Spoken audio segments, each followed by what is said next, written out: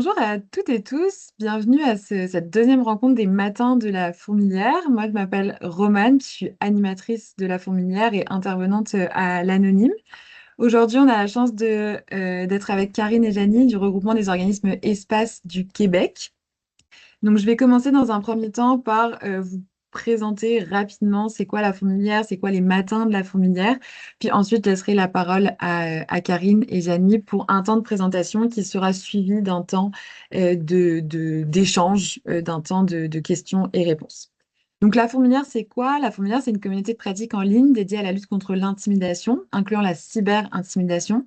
C'est un projet qui est porté par l'Anonyme, qui est un organisme montréalais qui promeut des comportements sécuritaires et des relations égalitaires, et un projet qui est soutenu par le ministère de la Famille et des Aînés. Donc, les matins de la fourmilière, c'est un temps de rencontre et d'échange mensuel autour de la présentation d'outils. C'est un temps pensé par des personnes intervenantes pour des personnes intervenantes. Et le but, c'est de créer des liens entre intervenants et intervenantes et de découvrir ou de redécouvrir des outils de lutte contre l'intimidation et la cyber-intimidation. Karine, Janie, je vous laisse la parole pour la suite. Ton micro est fermé, Janie. Ah, erreur de débutant. Alors, c'est un peu tout le temps insultant dans Teams ou Zoom d'oublier d'ouvrir le micro. Donc, il est capable de lever ou baisser ma main, mais le micro, quand il m'entend parler, pas nécessairement. Enfin. Alors, merci de nous recevoir, en fait, dans votre organisation, le regroupement. Karine et moi sommes très heureuses de pouvoir vous présenter ce que l'on fait. Donc, moi, je suis Janie Bergeron, je suis à la coordination du regroupement et Karine est à la coordination des communications, visibilité, slash maintenant projet. Donc, ça bouge, je suis sûre, dans vos organisations comme la nôtre.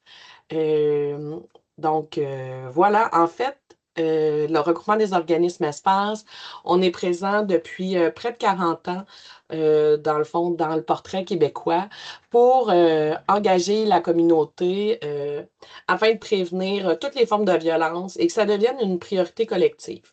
Donc, ce qu'on souhaite dans une perspective de changement social, c'est de sensibiliser la population à la prévention de la violence faite aux enfants ainsi qu'à la reconnaissance de leurs droits. Donc, on va, en tant que regroupement, mobiliser et accompagner les organismes espaces dans le développement d'actions et d'expertise. Il y a 9 organismes espaces présentement au Québec sur le territoire qui sont membres du regroupement. Donc, c'est dans plusieurs régions du Québec. Là, sur notre site web, vous pourrez voir les régions desservies. Puis, en tant qu'organisme espace, dans le fond, c'est des organismes communautaires autonomes qui œuvrent en prévention de la violence, évidemment, qui ont reçu une formation en prévention de la violence offerte par le regroupement pour notamment offrir le programme Espace qui est voyons, offert dans les milieux éducatifs, les services de garde, les écoles primaires. Les organismes espace, on travaille principalement avec les enfants de 3 à 12 ans et les adultes de leur entourage. Donc, c'est un peu ça. Est-ce que j'oublie quelque chose? On travaille, les organismes espace font de la sensibilisation, offrent du soutien auprès de la population en général, des organismes communautaires, de différentes associations. Bien sûr, on va travailler en collaboration avec différents partenaires, donc d'autres organismes communautaires, universités, cégep, table de concertation. Puis on fait de l'écoute téléphonique, de la référence aux besoins, là, évidemment. Donc, c'est un peu ce qu'on est en tant que regroupement et comme organisme espace. Si vous avez des questions, je pense que moi et Karine, là, tout au long de la présentation, on est à l'aise à ce que vous posiez vos questions d'éclaircissement spontanément là, durant, que ce soit dans le clavardage ou en levant la main, là, il n'y a vraiment pas de problème. Pour vous situer un petit peu, dans le fond, le regroupement Espace est né d'une initiative des CALAX qui sont allés chercher la formation Espace qui s'appelait Child Assault Prevention aux États-Unis, à ICAP en Ohio. Ils sont allés chercher cette formation-là, qui ont rapatrié au Québec. que nous, on a traduit, on a, dans le fond, approfondi la connaissance au niveau de la prévention, parce que c'était clairement avant plus au niveau des agressions à caractère sexuel, mais on a développé notre expertise alentour de toutes les formes de violence. Donc, en 85, est né les premiers organismes espaces. En 89, le regroupement a été mis en place et depuis ce temps-là, notre action se centrait beaucoup sur outiller les enfants, offrir le programme espace dans les milieux. On se questionnait vraiment en tant que regroupement sur comment rejoindre les enfants dans d'autres contextes, dans d'autres milieux, dans les régions non desservies. Comment avoir accès à eux? Et depuis plusieurs années, on caressait le rêve, en fait, de faire un jeu en ligne qui nous permettrait de promouvoir nos stratégies, les droits des enfants, puis d'arriver à rejoindre les enfants avec une plateforme qui les rejoint, le jeu en ligne. On sait que les enfants sont de plus en plus présents et qui permettrait de faire de la prévention en tant qu'adulte avec ceux-ci. Donc, en 2019, puis le timing était vraiment excellent parce que c'était tout juste avant la pandémie. Nous avons lancé le jeu Futuraville ensemble contre la violence. Karine va vous en parler un petit peu plus tard là, dans la présentation. Donc, ça nous a permis, avec l'arrivée de la pandémie, de faire la promotion de ce jeu-là, qui a pour nous été un point tournant pour ajouter d'autres outils au programme Espace. Donc, développer justement d'autres outils de prévention, d'autres façons de rejoindre les enfants, que ce soit par des livres, des capsules, que Karine va vous présenter là, un petit peu plus tard. Puis, présentement, on est dans le lancement de notre zone parents qui regroupe des outils numériques pour rejoindre les parents puis les adultes voulant faire de la prévention. Donc, ça commence, on a lancé ça la semaine passée ici, ça commence à bouger dans les régions qui font des lancements peut-être un peu plus régionaux. Donc, voilà. Karine, j'oublie quelque chose? Dans la gradation, ça va? Parfait. C'est bon, je peux prendre le relais. Donc, c'est ça. Notre site web, dans le fond, il y a le site web général avec le programme Espace, tous les détails du programme Espace et de toute l'analyse du regroupement et des organismes Espace entourant la prévention de la violence. Et là, c'est ça, comme Janie disait, on a, parce que je peux peut-être ajouter, là, dans le fond, nous, on avait créé le jeu en ligne, on avait eu une subvention pour ça. Puis avec la pandémie, c'est sûr qu'on a eu, bon, de un, on s'est dit, oh, OK, tu sais, quand on n'a pas accès aux enfants et aux adultes, on ne peut pas leur parler parce qu'on a juste un programme qui s'offre en personne directement avec eux, ce qui est vraiment un atout là, de faire de la prévention en personne. Sauf que, comme Janie disait, ben, on n'arrive pas à rejoindre tout le monde, puis encore plus quand on était en contexte de pandémie. Puis, on a eu accès dans ces années-là aussi à des subventions pour développer des projets numériques. Il y a eu, ça a bougé beaucoup, puis on a eu du temps.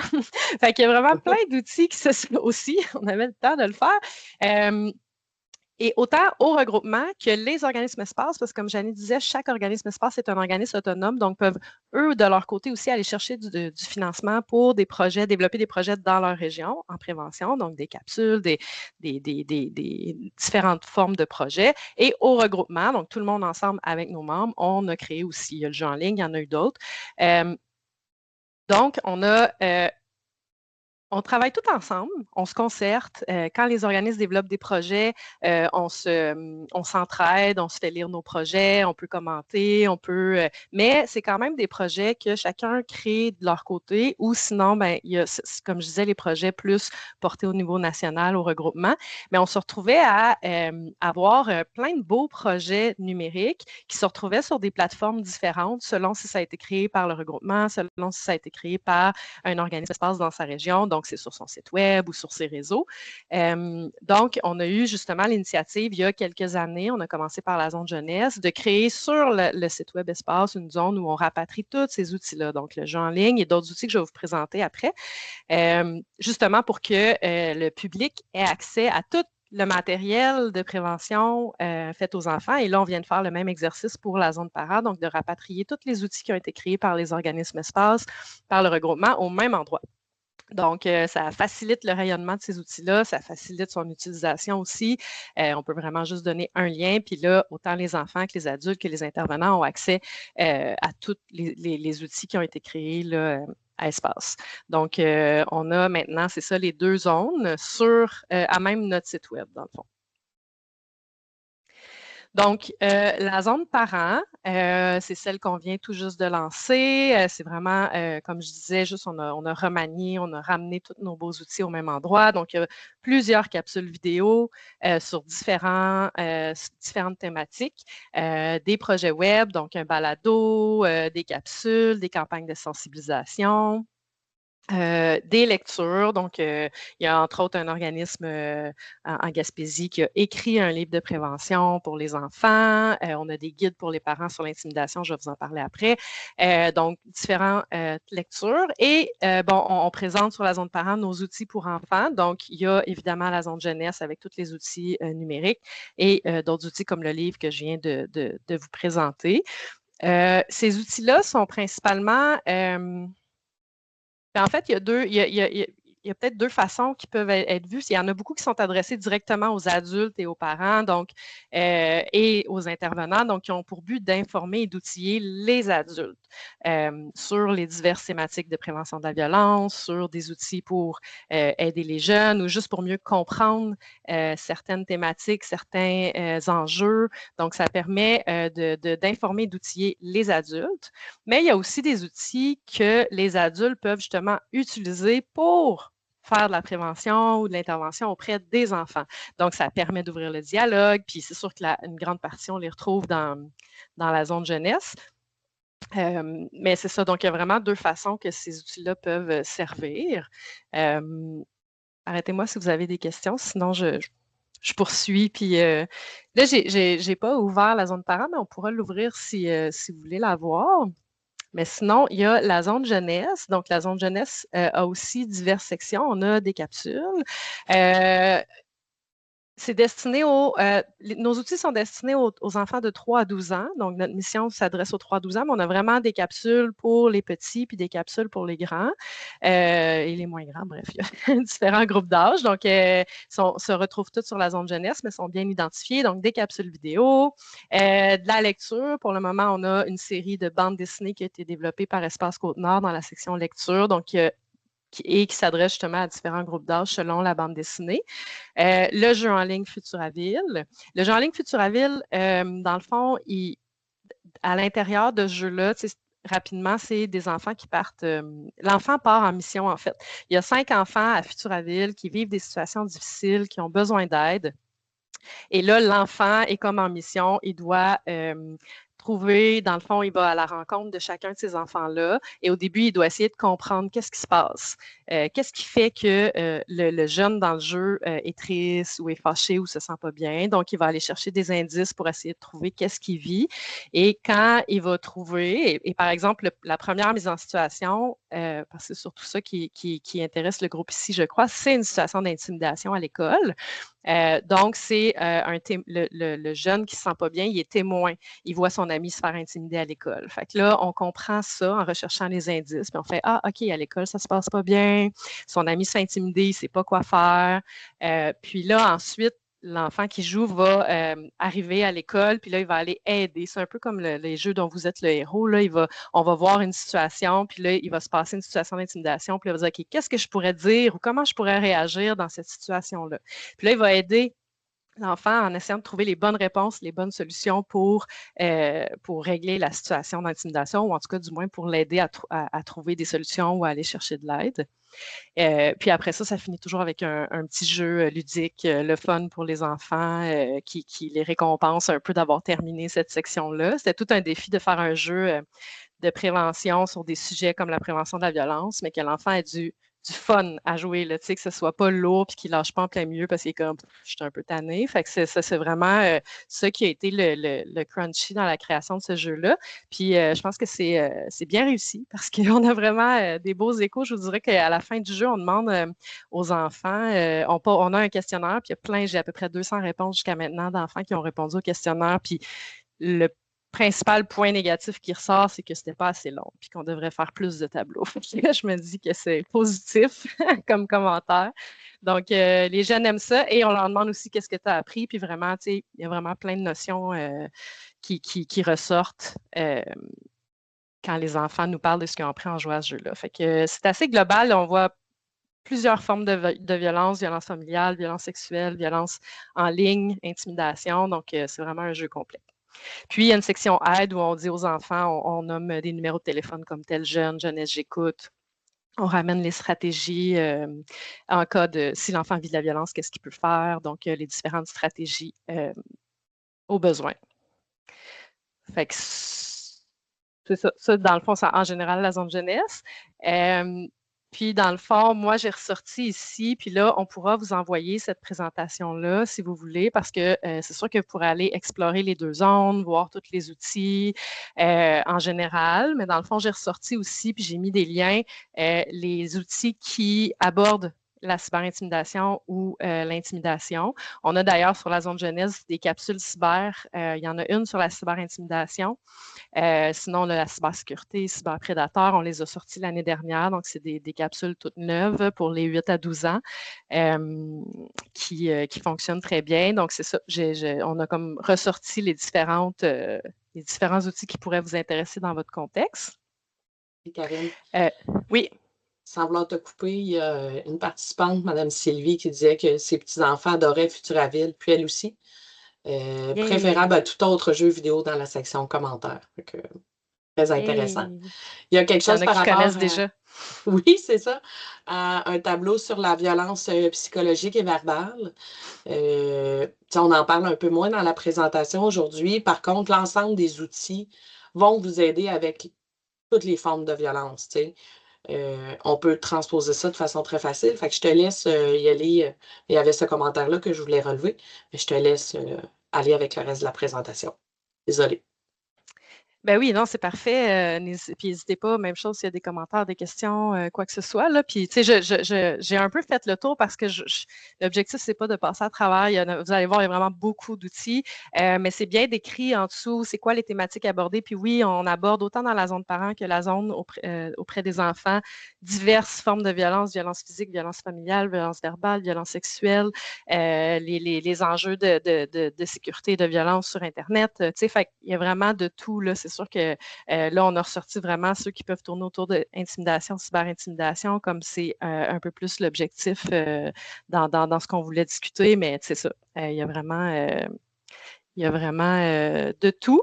Donc, dans le fond, la zone parent, ça a été plus une page à l'intérieur de notre site web là, où on a rapatrié les différents outils en section vidéo, projet web, lecture, outils pour enfants et autres ressources. Donc, on retrouve ici là, toutes les vidéos sur les différentes thématiques sur lesquelles, dans le fond, vous pouvez aller écouter sur différents sujets, faire un signalement à la DPJ, comment recevoir une confidence d'un enfant, les relations égalitaires, le grooming. Il y a vraiment plein de sujets super intéressants. Il y a des capsules qui sont plus longues, comme ici, c'est vraiment, là, on explique vraiment là, comment on reçoit une confidence, comment signaler si on s'inquiète pour un enfant, etc. Puis il y en a d'autres, comme ici, là, les trois, ici, c'est des capsules qui ont été développées par Espace Chaudière-Appalaches, qui sont plus des courtes capsules techniques d'impact. Donc, on comprend vite c'est quoi la problématique, puis c'est quoi l'enjeu pour les enfants. À travers des courtes vidéos là, animées. Donc, il y a vraiment différents types de vidéos ici.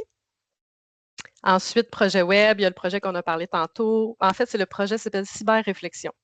Donc, on avait le titre qu'on cherchait tantôt. Donc, ici, il y a plein de capsules aussi sur différents sujets au niveau de la cybersécurité, quand même assez étoffé. Il y a vraiment des discussions avec des intervenants, des jeunes, des parents sur les différents sujets. C'était le projet d'Espace sur Roi.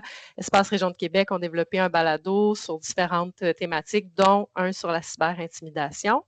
Donc, 4 épisodes de balado qui va vraiment plus en profondeur sur ces sujets-là.